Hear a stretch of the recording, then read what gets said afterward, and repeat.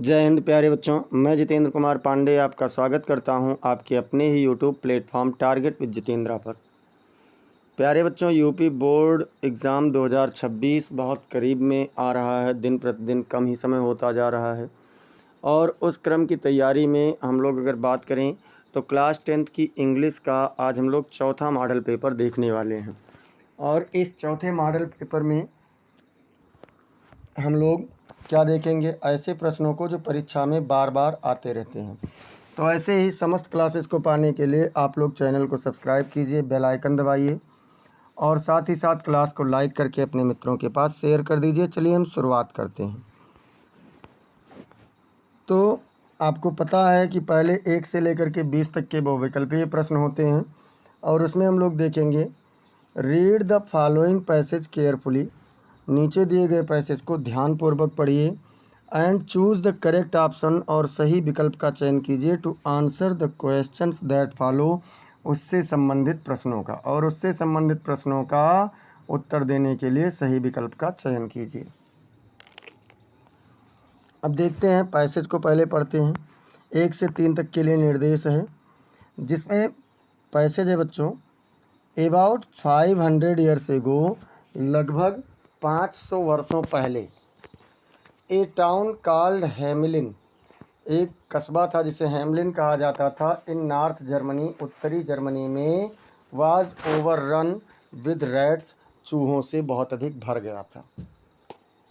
The rats were so big, चूहे इतने बड़े बड़े थे, that they used to fight the dogs, की वे कुत्ते से भी लड़ा करते थे, एंड किल द कैट्स, और बिल्लियों को मार दिया करते थे, and bite the babies in the cradles, और बच्चों को झूलों में से या कह सकते हैं पालनों में से काट लिया करते थे। एट लास्ट, अंततः, all the people came to the town, सभी लोग कस्बे में आए, टाउन हॉल मतलब कस्बे के उस टाउन हॉल में आए, to see the mayor, mayor से मिलने के लिए, who was the chairman of the town, जो उस कस्बे का, उस शहर का चेयरमैन था।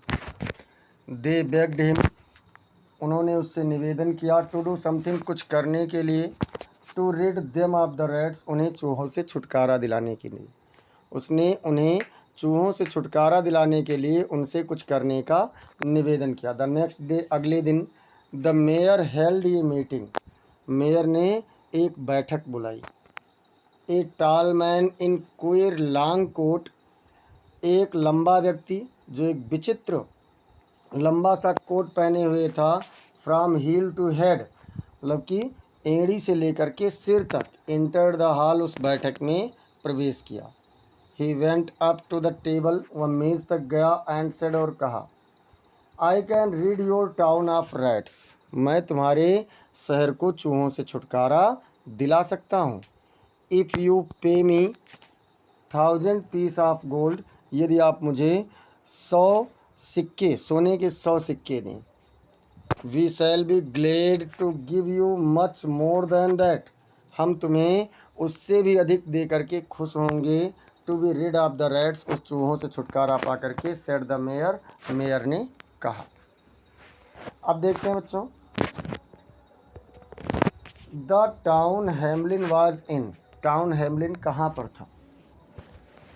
ईस्ट जर्मनी यानी पूर्वी जर्मनी में था, या वेस्ट जर्मनी पश्चिमी जर्मनी में, या नॉर्थ जर्मनी में, या फिर साउथ जर्मनी में।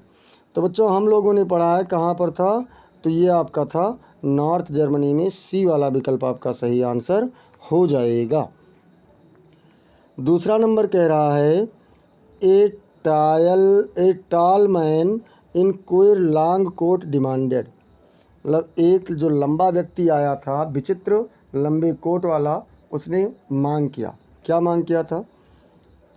1000 पीसेज ऑफ गोल्ड, यानी सोने के 1000 सिक्के, या 500 पीसेज ऑफ गोल्ड, यानी सोने के 500 सिक्के, या फिर 10,000 पीसेज ऑफ गोल्ड, यानी 10,000 सोने के सिक्के, या फिर 5000 पीसेज ऑफ गोल्ड, 5000 सोने के सिक्के। तो बच्चों उस व्यक्ति ने 1000 पीसेज ऑफ गोल्ड मतलब 1000 सोने के सिक्कों की मांग की थी, इसलिए ए वाला विकल्प आपका सही आंसर हो जाएगा।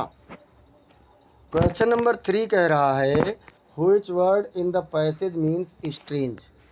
अजनबी का इस पैसेज में कौन सा अर्थ लिया गया है। बिग है तो बिग मतलब बड़ा होता है, टाल मतलब लंबा होता है, और क्वेर मतलब विचित्र या अजनबी होता है, और बाइट मतलब काटना होता है। तो यहाँ पर कौन सा शब्द लिया गया है, सी वाला, यानी कि क्वेर शब्द लिया गया है। फिर प्रश्न संख्या 4 से 8 तक के लिए एक निर्देश है। Choose the correct option to answer the following. नीचे दिए गए प्रश्नों का उत्तर देने के लिए सही विकल्प का चयन कीजिए।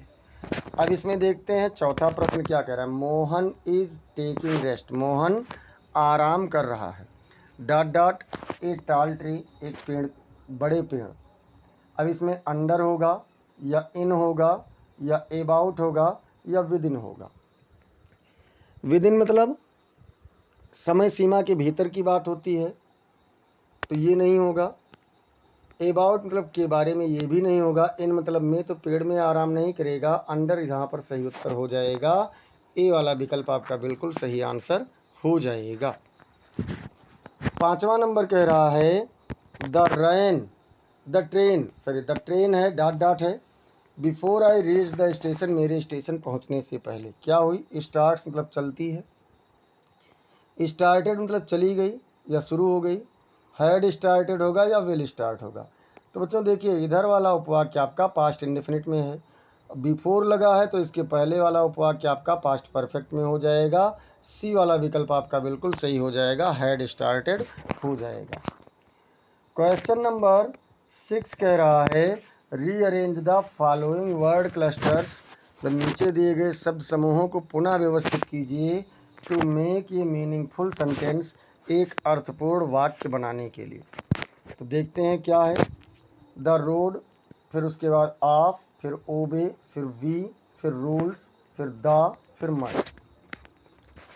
अब इसमें क्या है, तो किसको, तो यहाँ पर देखिए सबसे पहले सब्जेक्ट के रूप में हम लोग वी को ले सकते हैं, तो द रूल्स को काट दीजिए। वी ओबे या फिर वी मस्ट ओबे या वी मस्ट ओबे। तो देखिए वी ओबे, मस्ट यहाँ पर हेल्पिंग वर्ब मेन वर्ब के बाद लग रही है, ऐसा नहीं होता, ये भी गलत हो गया। अब वी मस्ट ओबे अभी तक तो ठीक ठाक है। क्या पालन करना चाहिए, the rules of the road या the road of the rules. तो बच्चों इसमें the rules of the road होगा। We must obey the rules of the road, यानी सी वाला विकल्प आपका बिल्कुल सही आंसर हो जाएगा। क्वेश्चन नंबर 7 नंबर कह रहा है which of the following words is miss spelled. नीचे दिए गए शब्दों में से कौन सा गलत स्पेलिंग वाला है। डिस्टिंग्विश या फिर एकॉम्प्लिश या फिर पेरिस या फिर पनिश। तो देखिए डिस्टिंग्विश जो लिखा हुआ है, डी के बाद आई होना चाहिए, ई नहीं होना चाहिए।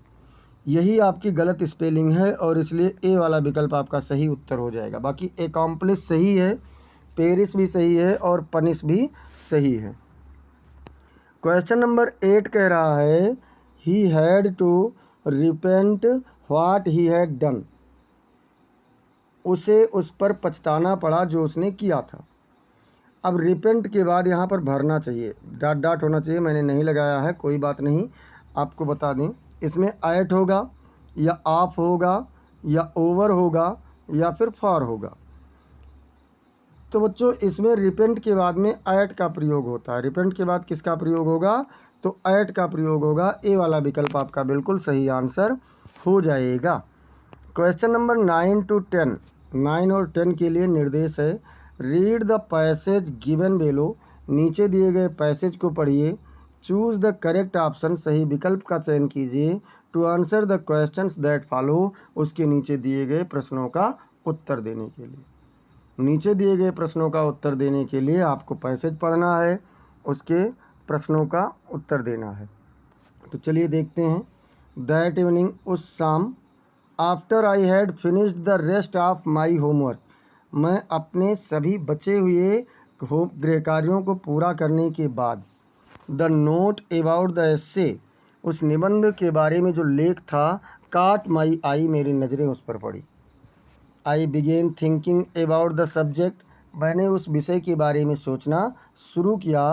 While chewing the tip of my fountain pen, अपने उस फाउंटेन पेन की नोक को चबाते हुए। Anyone could ramble on the leave big spaces. Anyone could ramble, कोई भी उसमें मतलब बहाना बना सकता था उस पर, एंड लीव बिग स्पेसेस, और बहुत ज़्यादा खाली स्थान छोड़ सकता था बिटवीन द वर्ड, शब्दों के बीच में। But the trick was to come up with convincing, लेकिन इसमें चालाकी इस बात को समझाते हुए आना था, arguments to prove the necessity of talking, इस तर्क को समझाना था कि बातचीत करने की व्यवस्था, मतलब बातचीत करने की आवश्यकता को सिद्ध करना था। आई थॉट एंड थॉट, मैंने सोचा और सोचती रही। And suddenly I had an idea, और अचानक मुझे एक विचार आया। आई रोड द 3 पेजेस, मैंने 3 पन्ने लिखे। मिस्टर कीसिंग हैड असाइंड मी, जो श्रीमान कीसिंग ने मुझे दिया था। एंड वाज सेटिस्फाइड, और संतुष्ट थी। आई आर्ग्यूड, मैंने तर्क रखा, that talking is a student's trait, कि बातचीत करना एक छात्र का गुण है। And that I would do my best to keep it under control, और यह कि मैं इसे अपने नियंत्रण में रखने का पूरा बेहतरीन प्रयास करूँगी। But that I would never be able to cure myself, लेकिन इस बात को कि मैं कभी भी इससे अपने आप को अलग नहीं कर पाऊँगी, ऑफ द हैबिट, इस आदत से। क्यों नहीं अलग कर पाऊँगी? Since my mother talked as much as I did, क्योंकि मेरी माँ भी उतना ही अधिक बात करती थी जितना कि मैं करती हूँ, इफ़ नॉट मोर, यदि वह मुझसे अधिक नहीं करती थी। And that there is not much, और इसलिए कुछ भी अधिक नहीं है, you can do about inherited traits, जो आप अपने वंशानुगत व्यवहार को बदल सकती हूँ। अब क्वेश्चन नंबर 9 कह रहा है, mister Keesing had assign to Anne the task of. Mister Keesing मतलब श्रीमान कीसिंग ने, हैड असाइन मतलब दिया था, टू एनी मतलब एनी को, द टास्क ऑफ कौन सा कार्य दिया था। ड्राइंग ए सीन मतलब एक चित्र का चित्रकारी करना, या कलेक्टिंग स्टाम्प्स टिकट का संग्रह करने का दिया था काम, या फिर पेंटिंग ए ग्लास एक कांच का पेंटिंग करने के लिए दिया था, या राइटिंग एन एस्से एक निबंध लिखने के लिए दिया था। तो मिस्टर कीसिंग ने एनी को एक निबंध लिखने का कार्य दिया था। डी वाला विकल्प आपका सही आंसर हो जाएगा। क्वेश्चन नंबर 10 कह रहा है, Annie's argument about talking was that. Any का तर्क बातचीत करने के बारे में था, क्या था? Talking is a fundamental right, मतलब बातचीत करना एक मूलभूत अधिकार है, या फिर talking is a student's trait, बातचीत करना एक छात्र का गुण है, या फिर talking is A birth right, बातचीत करना जन्म अधिकार है, या फिर टॉकिंग इज ए ड्यूटी, बातचीत करना एक कर्तव्य है। तो एनी ने बताया था कि talking is a student's trait, बातचीत करना एक छात्र का गुण है। बी वाला विकल्प आपका बिल्कुल सही आंसर हो जाएगा। क्वेश्चन नंबर 11 to 13 के लिए निर्देश है बच्चों। Choose the correct option to answer the following questions. नीचे दिए गए प्रश्नों का उत्तर देने के लिए सही विकल्प का चयन कीजिए। क्वेश्चन नंबर 11 कह रहा है, which party did Mandela join. Mandela कौन से पार्टी से जुड़े हुए थे? इंडियन नेशनल कांग्रेस मतलब भारतीय राष्ट्रीय कांग्रेस, या फिर अफ्रीकन नेशनल कांग्रेस मतलब अफ्रीकी राष्ट्रीय कांग्रेस, या नेशनल अफ्रीकन पार्टी से, या फिर he did not join any party. तो बच्चों मंडेला जुड़े थे एएनसी अर्थात अफ्रीकन नेशनल कांग्रेस पार्टी से जुड़े हुए थे। बी वाला विकल्प आपका बिल्कुल सही आंसर हो जाएगा। क्वेश्चन नंबर 12 कह रहा है, was Rajveer A fan of detective stories. क्या राजवीर जासूसी कहानियों का मित्र था? क्या राजवीर जासूसी कहानियों का मित्र था, मतलब उसका शौकीन था? तो यस यानी हाँ, या मे भी हो सकता है, या फिर नो नहीं, या डोंट नो मतलब नहीं जानता हूँ। तो बच्चों एक पाठ आप लोगों का है ग्लिम्पसेस ऑफ इंडिया, ये उससे है और वो जासूसी किताबों को पढ़ने का शौकीन था। ए वाला विकल्प आपका सही आंसर हो जाएगा। क्वेश्चन नंबर 13 कह रहा है, what moved Siddhartha to seek out enlightenment. मतलब किस चीज़ ने सिद्धार्थ को प्रकाश की खोज के लिए प्रेरित कर दिया। एक पार्ट है सेरेमन एट बनारस, उसी का है। ए सिक मैन मतलब एक बीमार व्यक्ति ने, या एन एज्ड मैन यानी एक उम्रदराज व्यक्ति, या ए मोंक बेगिंग मतलब एक भीख मांगता हुआ सन्यासी, या फिर ऑल ऑफ द एबव। तो बच्चों इसमें ऑल ऑफ द एबव होगा, सभी चीज़ें हो जाएंगी। डी वाला विकल्प आपका बिल्कुल सही आंसर हो जाएगा। क्वेश्चन नंबर 14 एंड 15 के लिए निर्देश है, रीड द गिवन एक्सट्रैक्ट मतलब नीचे दिए गए पद्यांश को पढ़ो and choose the correct option और सही विकल्प का चयन करो to answer the following questions, नीचे दिए गए प्रश्नों का उत्तर देने के लिए। चलिए देखते हैं क्या कह रहा है। हैज़ गिवन माई हार्ट मेरे दिल को दे दिया है। क्या दे दिया है? ए चेंज ऑफ मूड भावों का एक परिवर्तन, एंड सेव्ड सम पार्ट और कुछ हिस्सों को बचा लिया है, ऑफ ये डे आई हैड रूड एक दिन के कुछ हिस्सों को बचा लिया है जो मैंने मेरा बेकार था, बर्बाद था। अब इसमें पूछ रहे हैं who compose the above lines, उपरोक्त पंक्तियों का रचना किसने किया। उपरोक्त पंक्तियों की रचना किसने की है? एड्रीने रिच ने, या फिर रॉबर्ट फ्रोस्ट ने, या फिर रॉबिन लीन ने, या फिर वाल्ट विटमैन ने। तो बच्चों ये आप लोगों को पता होना चाहिए, डस्ट ऑफ स्नो वाले पोएम का है और इसकी रचना किया है रॉबर्ट फ्रोस्ट ने। बी वाला विकल्प आपका सही आंसर हो जाएगा। आपके पोएट्री सेक्शन में जितने भी पोएम हैं और लेसन में प्रोज वाले में आप लोग लेसन का नाम और उनके लेखकों का नाम जरूर याद कर लेना।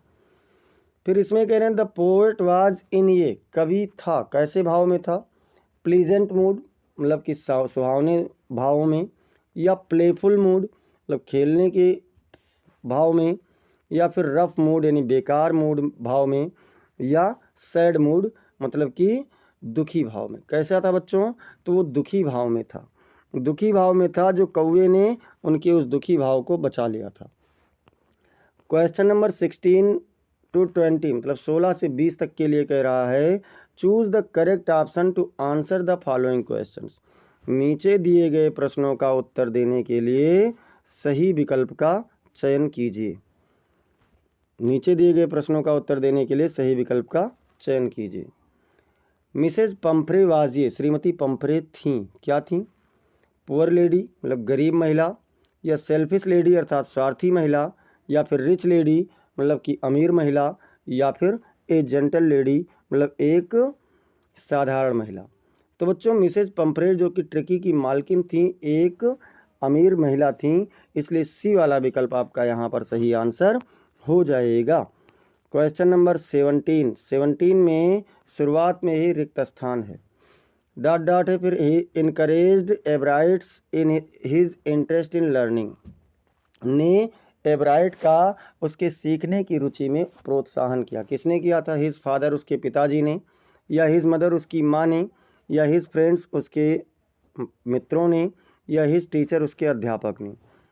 तो बच्चों उसकी माँ ने उसे सीखने के लिए प्रोत्साहित किया, तो इसलिए आपका बी वाला विकल्प एब्राइट वाला में बी वाला विकल्प आपका सही आंसर हो जाएगा। क्वेश्चन नंबर 18 में कह रहा है रामलाल हैड, रामलाल के पास था, क्या था?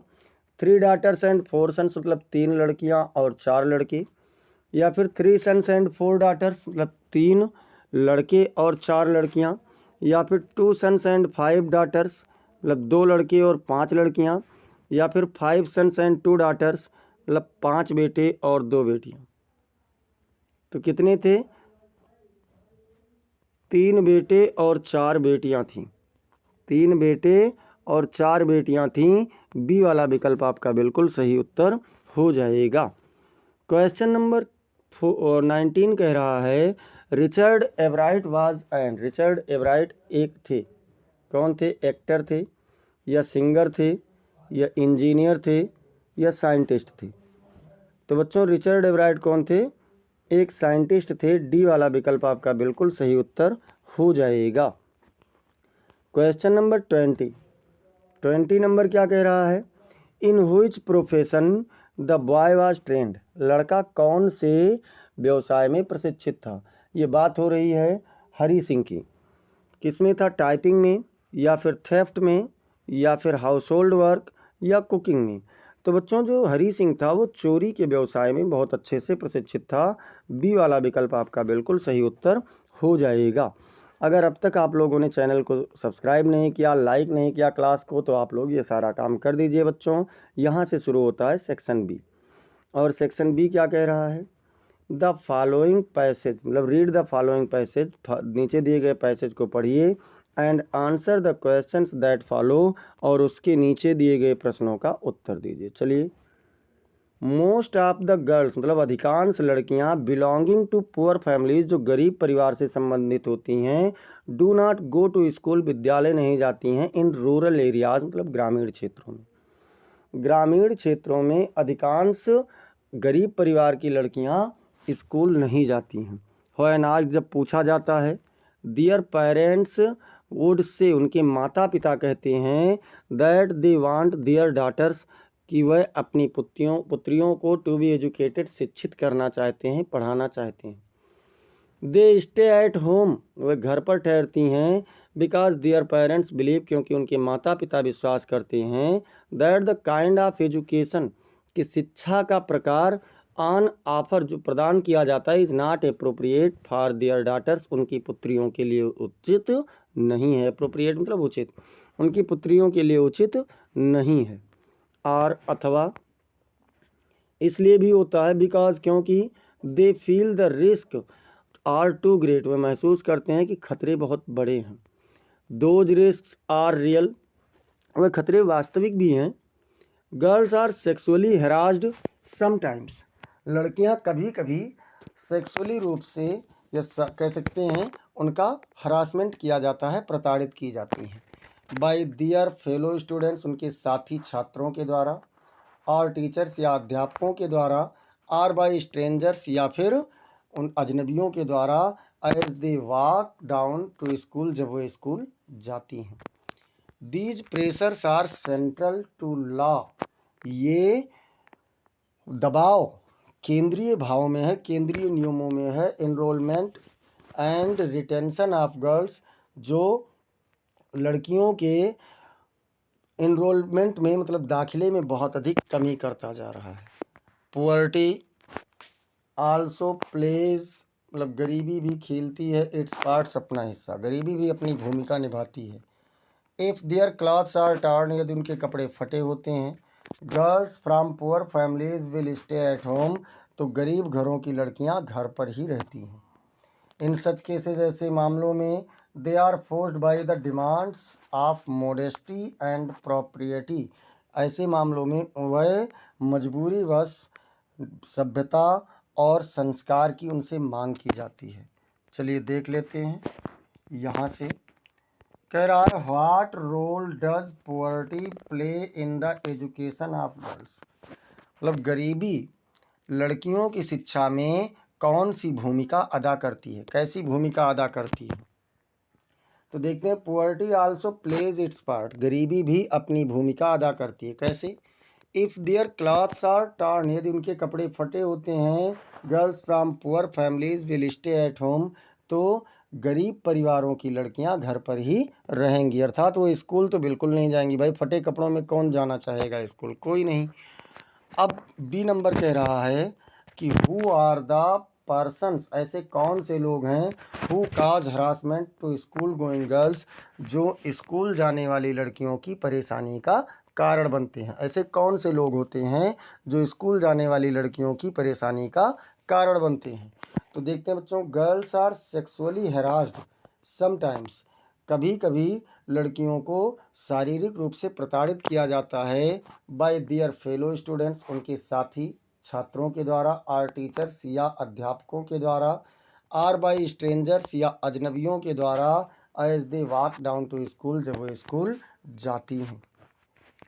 सी नंबर क्या कह रहा है, व्हाट आर द रीजन्स, कौन से कारण हैं या क्या कारण है, why the parents do not send their daughters to school, जब माता पिता अपनी पुत्रियों को स्कूल नहीं भेजते हैं।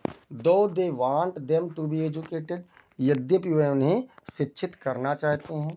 तो देखिए, पेरेंट्स बिलीव, माता पिता विश्वास करते हैं, that the kind of education, की शिक्षा का प्रकार, ऑन ऑफर जो प्रदान किया जाता है is not appropriate for their daughters, उनकी लड़कियों के लिए उचित नहीं है। आर बिकॉज अथवा इसलिए दे क्योंकि they feel the risk are too great, वो महसूस करते हैं कि खतरे बहुत अधिक हैं। बिल्कुल सही है। अब देखते हैं डी वाला नंबर क्या कह रहा है। डी नंबर कह रहा है which word in the passage means keep in place, मतलब स्थान पर बने रहना कौन सा शब्द है इस पैसेज में। तो बच्चों एप्रोप्रिएट मतलब होता उचित, और रिटेंशन एक शब्द रिटेंशन इसमें प्रयोग हुआ है जिसका मतलब होता है प्रॉपर स्थान पर बनाए रखना। तो रिटेंशन आपका सही उत्तर हो जाएगा। टाइपिंग में एप्रोप्रिएट है, मतलब एप्रोप्रिएट भी सही हो जाता, लेकिन पैसेज में रिटेंशन शब्द भी दिया गया है। अब देखते हैं, और दूसरा प्रश्न करने से पहले आप लोग एक बार सभी लोग बच्चों क्लास को लाइक कर दीजिए और अपने मित्रों के पास में इसे शेयर भी कर दीजिए। क्वेश्चन नंबर 2 कह रहा है write a letter to your father, अपने पिताजी को एक पत्र लिखिए asking him for money to buy books, उनसे किताबें खरीदने के लिए रुपयों की मांग करते हुए। चलिए देखते हैं। डियर फादर, प्रिय पिताजी, आई होप मैं आशा करता हूँ यू आर डूइंग वेल, आप अच्छे होंगे। I am in need of some new books, मुझे फॉर माई स्टडीज़, मुझे अपने अध्ययन के लिए कुछ नई किताबों की आवश्यकताएं हैं। एंड आई वाज वंडरिंग, और मैं सोच रहा था if you could send me some money to buy them, कि क्या आप मुझे उनके लिए कुछ रुपए भेज सकते हैं, उन्हें खरीदने के लिए कुछ रुपए भेज सकते हैं। I have made a list of the books I need, मैंने उन किताबों की एक लिस्ट बनाई है जिनकी मुझे आवश्यकता है। And I will make sure to get them as soon as possible, और मुझे विश्वास है कि मैं उन्हें जितना जल्दी संभव हो सकेगा उतनी जल्दी पा जाऊंगा। थैंक यू सो मच, बहुत बहुत धन्यवाद। फॉर योर सपोर्ट, आपकी मदद के लिए। आई रियली अप्रिसिएट इट, मैं वास्तव में इसकी प्रशंसा करता हूँ। योर लविंगली, आपका प्यारा XXX, मतलब यहाँ पर नाम आपको नहीं लिखना होगा। सभी लोग क्लास को लाइक और शेयर जोरदार तरीके से करते रहिए, जोरदार तरीके से लाइक और शेयर करते रहिए। और देखते हैं मतलब अगला इसमें अथवा करके भी होता है। Write an application to the principal, प्रधानाचार्य जी को एक प्रार्थना पत्र लिखिए requesting him to grant you full fee concession, आप उनसे ये निवेदन करते हैं कि आपको वो पूरा फीस माफ़ी प्रदान करें, पूरी फीस की छूट प्रदान करें। तो चलिए देख लेते हैं आंसर में। जब आप एप्लीकेशन लिख रहे होते हैं तो लेटर इधर, मतलब एप्लीकेशन इधर से शुरू होता है। टू द प्रिंसिपल, मतलब प्रधानाचार्य, सेवा में प्रधानाचार्य महोदय। SASBS इंटर कॉलेज, मतलब Shaheed Azam Sardar Bhagat Singh inter college, Gonda UP, मतलब गोंडा उत्तर प्रदेश। चलिए सब्जेक्ट लिख देंगे कि किस विषय में लिख रहे हैं। तो विषय क्या है, request for full concession in fees, मतलब फीस में पूरी माफ़ी के लिए निवेदन पत्र या प्रार्थना पत्र। रिस्पेक्टेड सर या मैडम, मतलब जो भी हों, सेवा में या सम्मानित श्रीमान जी। I am writing to request a full concession in fees for the upcoming academic session. I am writing to request, में निवेदन करते हुए लिखता हूँ ए फुल कंसेशन, मतलब एक पूरी माफ़ी का, इन फीस मतलब फीस में, for the upcoming academic session, आने वाले सत्र के बारे में, मतलब संस्थागत सत्र के बारे में। ड्यू टू फाइनेंशियल डिफ़िकल्टीज़, कुछ आर्थिक मुश्किलों के कारण, फेस मतलब सामना होने के कारण, बाई माई फैमिली, मेरे परिवार के द्वारा, it has become challenging for me to pay the full fee amount, मेरे लिए पूरी फीस की धनराशि जमा कर पाना चुनौतीपूर्ण है। I am diligent student, diligent मतलब होता है परिश्रमी, मैं परिश्रमी छात्र हूँ। And have consistently performed well in my studies, और निरंतर रूप से मैंने अपने अध्ययनों में बढ़िया परफॉर्मेंस किया है, प्रस्तुति की है। I kindly request you to consider my situation, मैं आपसे मेरी स्थिति पर विचार करने के लिए निवेदन करता हूँ। And grant me full concession in fees, और मुझे पूरी फीस की पूरी छूट प्रदान कीजिए। This will enable me to continue my education, ये मुझे मेरी अध्ययन में जारी रखने में सहायता देगा। विदाउट एनी फाइनेंशियल बर्डन, बिना किसी आर्थिक भार के। आई वुड बी ग्रेटफुल, मैं आभारी रहूँगा। If you could look into this matter, यदि आप इस मामले में ध्यान दें। And provide me with A favourable response, और मुझे एक सहारा के रूप में आप उत्तर दें। Thank you for your time and consideration, आपके समय और विचार के लिए धन्यवाद। योर सिंसियरली, मतलब आपका या ओबीडेंटली कर सकते हैं, XXX क्लास 10th, ये आप लोग लिख देंगे। अब इसके बाद में बच्चों आपका आता है रिपोर्ट लिखने को। और क्लास को लाइक शेयर करते रहिए, लाइक शेयर बिल्कुल नहीं रुकना चाहिए, ज़बरदस्त तरीके से शेयर कीजिए और ज़्यादा से ज़्यादा लोगों को जोड़ लीजिए। Right A report on the independence day, मतलब आपको स्वतंत्रता दिवस पर एक रिपोर्ट लिखना है, स्वतंत्रता दिवस के समारोह के बारे में। In your school in about 80 to 100 words, अपने स्कूल में जो मनाया गया उसके बारे में लगभग 80 से 100 शब्दों में लिखिए। On the basis of the hints given below, और उसके लिए आपको जो नीचे हिंट दिए गए हैं उसके आधार पर। Decoration of school building, school building की साज सज्जा। फ्लैग होस्टिंग सेरेमनी, ध्वजारोहण समारोह। सिंगिंग ऑफ नेशनल एंथम, राष्ट्रगान का गायन। ऑर्गेनाइजिंग कल्चरल प्रोग्राम, सांस्कृतिक प्रोग्राम का आयोजन। प्रिंसिपल्स स्पीच, प्रधानाचार्य का भाषण। डिस्ट्रीब्यूशन ऑफ स्वीट्स, मिठाइयों का वितरण। अब देखते हैं आंसर में। Our school celebrated independence day with great enthusiasm. Our school, हमारे स्कूल ने सेलिब्रेटेड मतलब मनाया, इंडिपेंडेंस डे मतलब स्वतंत्रता दिवस, विद ग्रेट एंथुसियाज्म, अत्यधिक आकर्षण के साथ। The school building was decorated with national flag, school का भवन राष्ट्रीय ध्वज एंड कलरफुल स्ट्रीमर्स और विभिन्न रंग बिरंगी पट्टियों से सजाया गया था। The ceremony began with the flag hoisting, ये समारोह ध्वज फहराने के साथ शुरू हुआ।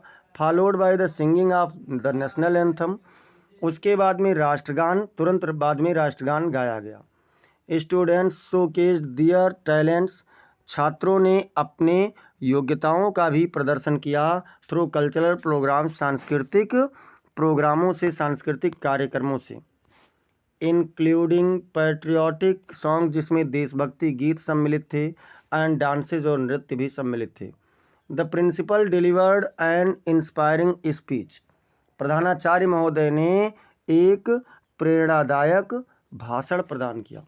Highlighting the significance of freedom, स्वतंत्रता के महत्व के बारे में विशेष रूप से बताते हुए। And the sacrifices of our national heroes, और हमारे राष्ट्रीय नायकों, जो मतलब हमारे राष्ट्रीय नायक हैं, उनके बलिदानों के बारे में बताया। The event concluded with the distribution of sweets among the students, ये घटना छात्रों के बीच में क्या हुआ, मिठाइयों के वितरण के साथ समाप्त हुआ। Filling the atmosphere with joy, पूरा वातावरण प्रसन्नता एंड पैट्रियोटिज्म और देशभक्ति से भरा रहा। It was a memorable celebration, ये एक यादगार समारोह था। That instilled a sense of pride, जिसमें एक गर्व का समझ था। एंड यूनिटी एमंग ऑल, और सबके बीच में एकता की समझ थी। अगर मान लीजिए उसे नहीं लिख पा रहे हैं तो अथवा करके इसे लिख लेना। Right an article on importance of games, खेलों के महत्व के बारे में एक आर्टिकल, एक लेख लिखिए। एंड स्पोर्ट्स, और खेल के बारे में। इन लाइफ, मतलब जीवन में इसका क्या क्या महत्व है। इन अबाउट 80 to 100 वर्ड्स, 80 से 100 शब्दों में इसका वर्णन करना है। इंट्रोडक्शन में देख लेते हैं। इंट्रोडक्शन हो जाएगा, नेसेसिटी हो जाएगी, इम्पोर्टेंस हो जाएगा, और कंक्लूजन यानी कि निष्कर्ष हो जाएगा। चलिए देखते हैं point wise, heading wise. Introduction मतलब परिचय में। इट इज़ फाइन सेइंग, ये एक अच्छी कहावत है। दैट ये sound mind lives in a sound body, कि एक शुद्ध दिमाग शुद्ध शरीर में निवास करता है, या जिंदा दिमाग जिंदा शरीर में निवास करता है। Our body is like a machine, हमारा शरीर एक यंत्र के रूप में है। A machine can not work without oiling, बिना ऑयलिंग किए हुए एक मशीन कार्य नहीं कर सकती है। इन द सेम वे, ठीक उसी तरीके से our body can not work properly without exercise, हमारा शरीर बिना व्यायाम के भी कार्य नहीं कर सकता है। गेम्स एंड स्पोर्ट्स, खेल और खेलों के साथ बिना। दे गिव अस एनर्जी, वह हमें ऊर्जा देते हैं। अब नेसेसिटी में देखते हैं आवश्यकता क्या है। वी आर स्टूडेंट्स, हम सभी छात्र हैं। It is our duty to study, पढ़ना हमारा कर्तव्य है। But we can not study all the time, लेकिन हम पूरे समय पढ़ नहीं सकते हैं। There is a limit of our energy, हमारी ऊर्जा की भी एक सीमा है। Doing too much work of the same type, मतलब एक ही प्रकार का ज़्यादा कार्य करना, बहुत अधिक कार्य करना, मेक्स ए मैन डिसइंटरेस्टेड, एक व्यक्ति को अरुचिकर बना देता है। विदाउट इंटरेस्ट, बिना रुचि के, इफ़िशियंसी डिक्लाइंस, प्रभाव पतन हो जाता है। सो इसलिए इट इज़ करेक्ट टू से, ये कहना सही है, दैट ऑल वर्क, की पूरे समय कार्य करना, एंड नो प्ले, और बिना कोई खेल के या खेलना नहीं, मेक्स जैक ए डल बॉय, जैक को एक सुस्त लड़का बना देता है। कहावत है कि अगर पूरे समय तक कार्य ही कर रहे हैं और मतलब खेलते नहीं हैं तो ये जैक इससे बीमार हो जाता है, सुस्त हो जाता है। इम्पोर्टेंस मतलब महत्व देखते हैं। फॉर स्टडीज़, अध्ययन के लिए। वी शुड बी हेल्थी, हमें स्वस्थ होना चाहिए, भैया स्वस्थ रहेंगे तभी पढ़ पाएंगे। A weak and sick student can not study properly, एक कमज़ोर और बीमार छात्र उचित रूप से नहीं पढ़ सकता है। Good health makes us healthy, अच्छा स्वास्थ्य हमें स्वस्थ बनाता है। एंड फिट फॉर वर्क, और कार्य के लिए हमें तंदुरुस्त रखता है, चुस्त दुरुस्त रखता है। They provide the best exercise to the body, वह शरीर के लिए अच्छा व्यायाम प्रदान करते हैं। द लिम्स मूव, द मतलब अंग हिलते डुलते हैं। And blood circulates to the body function better, और रक्त संचार पूरे शरीर के कार्य को बेहतर करने के लिए अच्छा होता है। Health is the basis of success, स्वास्थ्य सफलता का आधार है। स्वास्थ्य क्या है? सफलता का आधार है। Without health we have no charm in life, बिना स्वास्थ्य के हमारे पास जीवन में कोई भी आकर्षण नहीं है। So it is correctly said, इसलिए ये सही ही कहा जाता है, इफ़ वेल्थ इज़ लॉस्ट, कि यदि धन खो जाए, नथिंग इज़ लॉस्ट, तो कुछ भी नहीं खोता है। इफ़ हेल्थ इज़ लॉस्ट, यदि स्वास्थ्य खो जाए, समथिंग इज़ लॉस्ट, तो कुछ खो जाता है। इफ़ करेक्टर इज़ लॉस्ट, यदि चरित्र खो जाए, तो एवरीथिंग इज़ लॉस्ट, तो सब कुछ खो जाता है। Games and sports make us discipline, खेल हमें संतुलित रखते हैं, हमें अनुशासन बनाए रखने में मदद करते हैं। They keep the machine of life run smoothly, वे इस जीवन रूपी मशीन को सही से चलाते हैं। They teach us team spirit, वह हमें टीम भावना या समूह भावना का विकास करते हैं, सिखाते हैं। We learn to adjust with others, हम दूसरों के साथ समझौता करने में समझौता करना सीखते हैं। दे टीच अस कोऑपरेशन, वह हमें सहकार्य करना सिखाते हैं। Every player thinks of the team, प्रत्येक व्यक्ति टीम के बारे में सोचता है। They develop the spirit of self sacrifice, वह आत्म बलिदान के भावों को विकसित करते हैं। अब देखिए कंक्लूजन मतलब निष्कर्ष। We must take part in games and sports, हमें खेलों में हिस्सा अवश्य लेना चाहिए। But not at the cost of our studies, लेकिन अपने अध्ययन की कीमतें लगा करके नहीं, अर्थात अध्ययन भी करना, ऐसा नहीं कि केवल खेलते ही रहो। सो इसलिए a balanced view is very necessary, एक संतुलित दृष्टिकोण बहुत ही आवश्यक है। Our rule of life should be, हमारे जीवन का नियम होना चाहिए, वर्क व्हाइल यू वर्क, जब कार्य करो तो कार्य करो, and play while you play, और जब तुम खेलो तो खेलो। अब देखते हैं बच्चों, यहाँ से ग्रामर सेक्शन शुरू होता है और इसमें कह रहा है री राइट, चौथे के ए में, री right the following sentence by changing into indirect speech. आप नीचे दिए गए वाक्य को इनडायरेक्ट स्पीच में बदल करके लिखिए। चलिए देखते हैं क्या है। ही सेड टू मी, उसने मुझसे कहा, वॉश योर फेस, अपना चेहरा धो लो। तो वॉश योर फेस इम्परेटिव में है, इसलिए सेड टू को सजेस्टेड में बदल दीजिए। तो ही सजेस्टेड मी, उसने मुझे सुझाव दिया। कामा लगा, कामा इन्वर्टेड कामा के स्थान पर टू हो जाता है तो टू लिख देंगे, और वॉश और योर का मी से परिवर्तन होगा तो माई हो जाएगा, टू वॉश माई फेस। यानी he suggested me to wash my face, और ये आपका बन गया इनडायरेक्ट, और परीक्षा में आपको 2 नंबर दे गया। अगला देखते हैं, change the following into passive voice. नीचे दिए गए वाक्य को पैसिव वॉइस में बदलो। दे रिफ्यूज्ड हिम एडमिशन, उन्होंने उसे प्रवेश से मना कर दिया। तो क्या होगा, ही वॉज रिफ्यूज्ड, उसे मना किया गया था, टू गेट एडमिशन, एडमिशन लेने से, बाय देम, उनके द्वारा, उसे उनके द्वारा प्रवेश लेने से मना किया गया था। इस वाक्य को विशेष रूप से ध्यान देना, क्योंकि इसमें टू गेट का प्रयोग हुआ है जो कि ऊपर नहीं है, पैसिव है, और इसको आप लोग विशेष रूप से ध्यान में भी बनाए रखना। अब देखते हैं पंक्चुएट द फॉलोइंग। आपको नीचे एक वाक्य दिया गया जिसमें पंक्चुएशन करना है। I said to Shyam you will not fail if you work hard. अब देखिए शुरुआत हो रहा है सेंटेंस का, तो आई कैपिटल लेटर में हो जाएगा। सेड टू, श्याम आपका प्रॉपर नाउन है इसलिए यस कैपिटल लेटर में हो जाएगा। उसके बाद में देखो डायरेक्ट फॉर्म में लिखा हुआ है तो कामा लगाइए, इन्वर्टेड कामा लगाइए, उसके बाद लिख दीजिए यू, यू का Y capital letter, will not fail if you work hard, अंत में फुल स्टॉप लगा करके इन्वर्टेड कामा क्लोज कर देंगे। अब चलते हैं चौथे नंबर पर जहाँ ट्रांसलेशन है। ट्रांसलेशन में क्या है, translate the following into English. नीचे दिए गए वाक्य को अंग्रेजी में अनुवाद करो। क्या है, भारत के लोग सरदार पटेल को भारत के लौह पुरुष के रूप में जानते हैं। तो भारत के लोग सरदार पटेल को भारत के लौह पुरुष के रूप में जानते हैं। क्या हो जाएगा, द पीपुल ऑफ इंडिया, मतलब भारत के लोग, नो मतलब जानते हैं, सरदार पटेल मतलब सरदार पटेल को as an iron man of India, Bharat के लौह पुरुष के रूप में।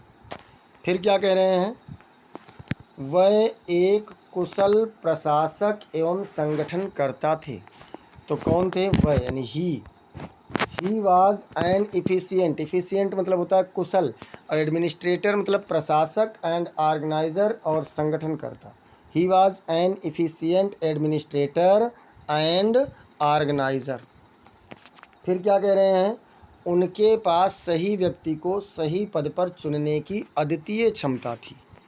उनके पास सही व्यक्ति को सही स्थान पर चुनने की अद्वितीय क्षमता थी। तो ही मतलब उनके हायर्ड मतलब पास थी, क्या चीज़, अद्वितीय क्षमता, ए यूनिक एबिलिटी मतलब अद्वितीय क्षमता थी, किसके लिए, टू सेलेक्ट मतलब चुनने के लिए, the right man for the right post मतलब सही व्यक्ति को सही पद पर, सही व्यक्ति को सही पद के लिए चुनने की अद्वितीय क्षमता थी। सरदार पटेल हमारे देश के गौरव व प्रेरणा स्रोत हैं।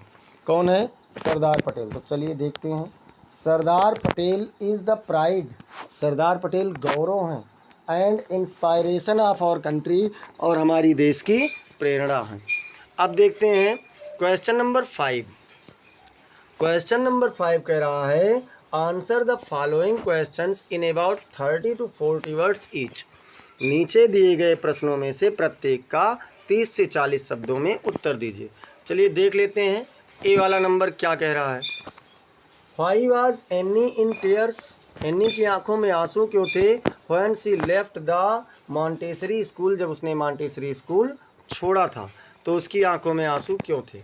चलिए देखते हैं भैया, Annie was in tears, Annie के आंखों में आंसू थे, when she left the montessori nursery school, जब उसने मॉन्टेसरी नर्सरी स्कूल छोड़ा था, बिकॉज क्योंकि she had made many friends, उसने कई मित्र बना लिए थे, and loved her teachers there, और वहाँ वो अपने अध्यापकों से प्रेम करती थी। The transition to a new environment, एक नए वातावरण में स्थानांतरण, वाज डिफ़िकल्ट फॉर हर, उसके लिए मुश्किल था, and she was going to miss the familiar surroundings, और अब वह अपने इस परिचित वातावरण को मिस करने जा रही थी, एंड फ्रेंड्स और मित्रों को शी हैड मेड, जिन्हें उसने बनाया था, इसीलिए उसकी आंखों में आंसू थे। मान लो इसको नहीं कर पाते हैं तो अथवा करके आप इसे लिख लेना। क्या है अथवा में, describe the wild life of Coorg. क्या बच्चों, describe the wild life of Coorg, Coorg के जंगली जीवन का वर्णन कीजिए। कुर्ग ए डिस्ट्रिक्ट इन कर्नाटका, कुर्ग कर्नाटक भारत का एक जिला is known for its rich biodiversity and wild life, अपने संपन्न जैव विविधता और जंगली जीवन के लिए प्रसिद्ध है, जाना जाता है। The region's wild life includes, इस क्षेत्र के जंगली जीवन में सम्मिलित हैं कौन कौन? एलिफेंट्स मतलब हाथियाँ हैं, टाइगर्स माने बाघ हैं, लियोपार्ड्स मतलब तेंदुआ, डियर मतलब हिरण, विल्ड बोर्ड्स मतलब जो बड़े बड़े जंगली वो हैं, कह सकते हैं बोर्स होना चाहिए, बोर मतलब क्या होता है? सुअर, जंगली सुअर, एंड मंकीज और बंदर। The region's forest and water bodies are home to a variety of reptiles. The region's forest मतलब इस जंगल का जो, इस क्षेत्र का जो जंगल और जलीय क्षेत्र है वह विविध प्रकार के रेप्टाइल्स मतलब रेंगने वाले जीव जंतु, एम्फीबियंस मतलब स्तनधारी, एंड इंसेक्ट्स और कीड़े मकोड़ों का स्थान है। अब देखते हैं बच्चों बी वाला में, बी में क्या कह रहा है? बी आपका कह रहा है why did Valli want to ride on the bus, Valli बस पर सवारी क्यों करना चाहती थी? एक पाठ आप लोगों का है मैडम राइड्स बस। चलिए देखते हैं क्यों करना चाहती थी Valli. The protagonist of the story, Valli जो इस कहानी की मुख्य कलाकार है, कौन से? मैडम राइड्स द बस मतलब मैडम राइड द बस का, wanted to ride on the bus, bus पर सवारी करना चाहती थी, because she was curious about the bus, क्योंकि वो बस की सवारी, बस राइड मतलब बस की सवारी के बारे में बहुत उत्सुक थी। क्यूरियस मीन्स उत्सुक, एंड द आउटसाइड वर्ल्ड और बाहरी संसार के बारे में भी उत्सुक थी। She had heard stories from others, उसने अन्य लोगों से कहानियाँ सुना था, अबाउट द बस जर्नी, बस यात्रा के बारे में, उसने बस यात्रा के बारे में अन्य लोगों से कहानियाँ सुनी थी। From her village to the nearest town, अपने गांव से सबसे करीबी कस्बे के बीच में, and was fascinated by the idea of travelling on it, और इस पर यात्रा करने के विचार से ही आकर्षित हो गई थी। सी आल्सो वांटेड टू एक्सपीरियंस, वह भी अनुभव करना चाहती थी, द थ्रिल एंड फ्रीडम, उस उत्सुकता का और स्वतंत्रता का, ऑफ राइडिंग ऑन ए बस बाई हर सेल्फ, स्वयं से एक बस में यात्रा करके उस आनंद का वह भी अनुभव लेना चाहती थी। एक बार सभी लोग क्लास को शेयर करते रहिए, ज़ोरदार तरीके से शेयर करते रहिए। अथवा यहाँ पर क्या कह रहा है? What is the greatest wealth of a nation in Mandela's opinion, Mandela के विचार में राष्ट्र की सबसे बड़ी संपत्ति क्या है? तो चलिए देखते हैं। अकॉर्डिंग टू नेल्सन मंडेला, मतलब नेल्सन मंडेला के अनुसार, the greatest wealth of a nation is its people, राष्ट्र की सबसे बड़ी संपत्ति इसके लोग हैं। He emphasised the importance of human resources, वह मानव संसाधन के महत्व की दृढ़ता को बताते हैं। देयर स्किल्स, उनकी कुशलता बताते हैं। एबिलिटीज़ मतलब योग्यताएं। And collective efforts in building a prosperous and successful nation, और एक समृद्ध और सफल राष्ट्र के निर्माण के लिए एक संग्राहक प्रयास का वर्णन करते हैं। मंडेला बिलीव्ड, मंडेला विश्वास करते थे, दैट इन्वेस्टिंग इन पीपुल, की लोगों में इन्वेस्ट करना, पूंजी लगाना, एजुकेटिंग देम, उन्हें शिक्षित करना, and promoting their well being, और उनके अच्छे कार्यों को प्रोत्साहित करना, is crucial for a nation's programme, एक राष्ट्र के कार्यक्रम में अत्यधिक महत्वपूर्ण है। डेवलपमेंट और विकास में भी बहुत अधिक महत्वपूर्ण है। अब क्वेश्चन नंबर 6 कह रहा है, क्वेश्चन नंबर 6 सभी लोग लाइक शेयर करते रहिए, जोरदार तरीके से करते रहिए। और 6 में कह रहा है answer any one of the following in about 60 words, किसी भी एक प्रश्न का उत्तर आप लगभग 60 शब्दों में दीजिए। चलिए पहला प्रश्न देखते हैं क्या है। What does Mandela think about the patriots, Mandela देशभक्तों के बारे में क्या सोचते हैं। कैन दे बी रेपेड, क्या उन्हें उनके किए गए कार्यों को चुकाया जा सकता है। तो चलिए देख लेते हैं। Mandela has immense respect, Mandela के पास अत्यधिक भाव है, सम्मान है, फॉर पैट्रियट्स, देशभक्तों के बारे में। Who sacrifice their lives for their country, जिन्होंने अपने देश के लिए अपने जीवन का भी बलिदान कर दिया। ही बिलीव्स, वह विश्वास करते हैं, दैट देयर सेक्रीफाइसेस, कि उनका बलिदान कैन नेवर बी रिपेड, कभी भी चुकाया नहीं जा सकता है। फुली मतलब पूरी तरीके से।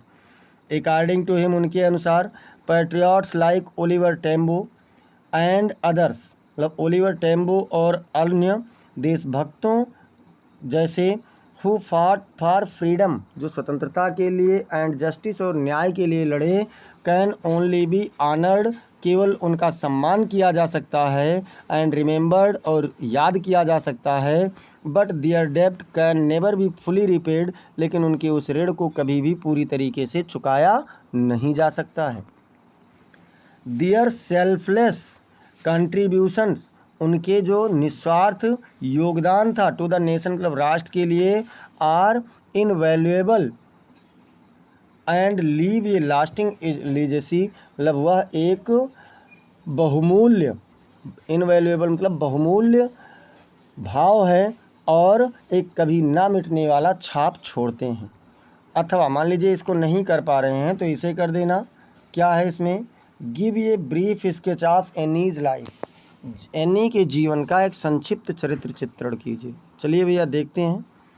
Anne Frank was a young जीविश girl, Anne Frank एक छोटी यहूदी लड़की थी, बॉर्न ऑन जून 12, 1929, जिसका जन्म 12 जून 1929 को हुआ था, in Frankfurt Germany, Frankfurt Germany में।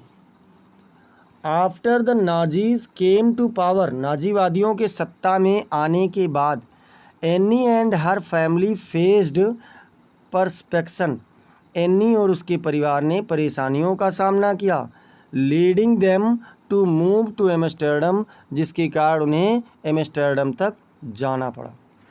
इन 1942, 1942 में, टू एवॉइड डिपोर्टेशन, उस बर्बादी से बचने के लिए, दे वेंट इनटू हाइडिंग, वह छिपने के लिए चले गए, इन ए सीक्रेट एनेक्स, एक रहस्यमयी कोठरी में, एवं हर फादर्स ऑफिस, उसके पिता के कार्यालय के।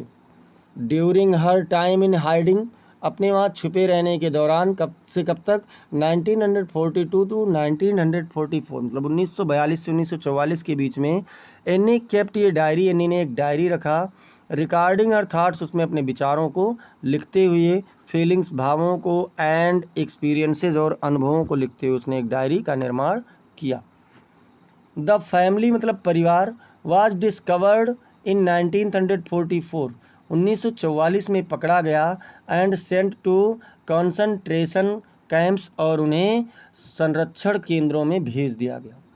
Any and her sister Margot died in the Bergen Belsen, Anne और उसकी बहन बर्जन बेल्सन में मर गई थी, बर्जन बेल्सन कैंप में ही, इन 1945, 1945 में। Just months before the camps liberation, उस कैंप की आज़ादी के ठीक कुछ ही महीनों पहले, हर डायरी वाज पब्लिश्ड पोस्थमसली, उसकी डायरी विशेष रूप से प्रकाशित हुई, becoming one of the most important books of the 20th century, 20वीं शताब्दी की एक सबसे महत्वपूर्ण किताब बनते हुए उसका प्रकाशन किया गया। क्वेश्चन नंबर 7 कह रहा है बच्चों, हु वाज अमांडा। सभी लोग लाइक शेयर करते रहिएगा बेटा, सभी लोग लाइक शेयर करते रहिए, और चैनल पर नए हैं तो सब्सक्राइब भी करते रहिए। हु वाज अमांडा, अमांडा कौन थी। What idea do you form about her thought through the poem, आप उसके बारे में, कविता के विषय में कौन से विचार बनाते हैं, या आपके अंदर कौन सा विचार आता है। तो चलिए देख लेते हैं। Amanda is a young girl in the poem, Amanda कविता में एक छोटी लड़की है, हु फील्स सफोकेटेड, जो घुटन महसूस करती है, बाई कॉन्स्टेंट इंस्ट्रक्शंस, निरंतर निर्देशों के कारण, जो निरंतर निर्देशों के कारण घुटन महसूस करती है, and criticism from her parents, और अपने माता पिता से भेद यानी अलगाव या आलोचना करती है। थ्रू द पोएम, कविता से हो करके या कविता से, Amanda appears to be an imaginative and independent individual yearning for freedom and autonomy. Amanda प्रतीत होती है टू बी एन इमेजिनेटिव, एक काल्पनिक गर्ल, एंड इंडिपेंडेंट और स्वतंत्र लड़की, और इंडिविजुअल yearning मतलब स्वयं स्वतंत्रता की चाह की एकल स्वतंत्रता की इच्छा रखती है एंड ऑटोनॉमी और एकल अधिकार रखना चाहती है। रिबेलिंग अगेंस्ट पेरेंटल रिस्ट्रिक्शन, पिताजी के मतलब माता पिता की बाधाओं से क्रांति करते हुए, विद्रोह करते हुए। अब देखते हैं अथवा। अगर मान लीजिए इसका आंसर नहीं दे पाते हैं तो right 4 lines of any poem, किसी भी कविता की 4 लाइनें लिखिए। प्रेस्क्राइब्ड इन योर सिलेबस, आपके सिलेबस में जो वर्णित हो। Do not copy the lines given in the question paper, ऊपर जो क्वेश्चन पेपर में दिया गया था उस लाइन का आपको कॉपी नहीं करना, नहीं तो वही लिख दो। इसीलिए मैं बार बार आपसे कहता हूँ कि 4-4 लाइन का 2 पोएम याद कर लीजिए तो एक आंसर हो जाएगा। क्वेश्चन नंबर 8 कह रहा है बच्चों, right the central idea of any one of the following poems in about 40 to 50 words. आप नीचे दिए गए कविताओं में से किसी एक का लगभग 40 से 50 शब्दों में उत्तर दीजिए। डस्ट ऑफ स्नो है, टाइगर इन द जू है, द बाल पोएम है। चलिए एक का किए लेते हैं, डस्ट ऑफ स्नो का। Central idea of dust of snow. अब इसमें देखते हैं क्या कह रहा है बच्चों।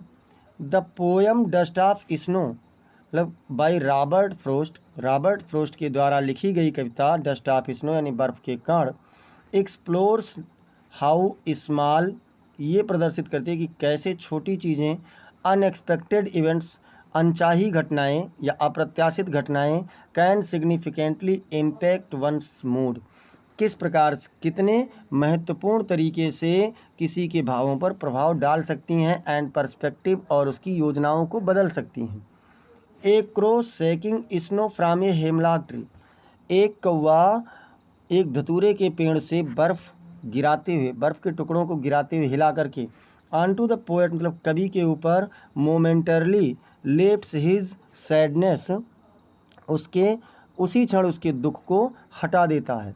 सिम्बोलाइजिंग नेचर सबटेल पावर, प्रकृति के सर्वोच्च सत्ता का प्रतीक बनता है। टू अल्टर ह्यूमन इमोशंस, मनुष्य की भावनाओं का परिवर्तन करने वाला, एंड परसेप्शंस, और उसके योजनाओं को परिवर्तन करने वाला एक सत्ता बनता है। 2 क्वेश्चन और बच रहा है बच्चों, सभी लोग एक बार क्लास को लाइक कर दीजिए। क्वेश्चन नंबर 9 और 10 करना है। Answer any one of the following in about 30 to 40 words, किसी एक का 30 से 40 शब्दों में उत्तर दीजिए। क्या कह रहा है? ए नंबर है, why did Anil employ Hari Singh, Anil ने हरी सिंह को रोजगार क्यों दिया। अनिल एम्प्लॉयड हरी सिंह, अनिल ने हरी सिंह को रोजगार दिया। हरी सिंह कौन था? ए थीफ मतलब एक चोर था। आउट ऑफ काइंडनेस मतलब दया की भावना के कारण, and a sense of compassion, और काइंडनेस एंड कंपैशन मतलब कि और उसको एक दया के भाव से के कारण उसे का रोजगार दे दिया।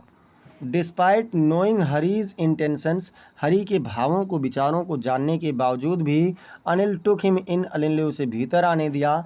होपिंग टू रिफॉर्म हिम, उसमें सुधार की आशा करते हुए। थ्रू एजुकेशन एंड ट्रस्ट, विश्वास और भरोसे से परिवर्तन करने का आशा करते हुए उसने उसे भीतर आने दिया। शोइंग अनिल्स जनरसिटी, ये अनिल की उदारता दिखा रही है। एंड बिलीफ और विश्वास in the potential for change, परिवर्तनकारी क्षमता के लिए ऐसा दिखाया गया है। अथवा क्या कह रहा है बच्चों? अथवा कह रहा है कि why was Bholi frightened to go to school, Bholi school जाने से क्यों डर गई। Bholi was frightened to go to school, Bholi school जाने से डर गई थी। बिकॉज क्योंकि सी वाज साई, वह शर्मीली थी। Had speech and physical impairments, उसकी जो भाषण था और उसकी शारीरिक बनावट थी ये सभी विचित्र थी। एंड लैक्ड कॉन्फिडेंस, और आत्मविश्वास की कमी भी थी। सी आल्सो फेयर्ड रिडिकल, वह कुछ मजाकिया या विचित्र तरीके से डरी भी हुई थी। And rejection from her peers, और अपने उन जोड़ों से वो रिजेक्टेड थी, अर्थात कह सकते हैं कि उपेक्षा से भी डरी हुई थी।